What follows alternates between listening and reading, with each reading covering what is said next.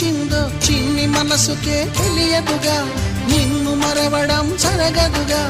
ఎందువల్ల నువ్వు కాదన్నావో ఎదురు ప్రశ్నలే వేయనుగా, ఎదురు చూపులే ఆపనుగా. ఏనాటికో ఒకనాటికి నీ ప్రేమ సాధిస్తా. నిన్ను చూడాలని ఉన్నా, నిన్ను చూడాలి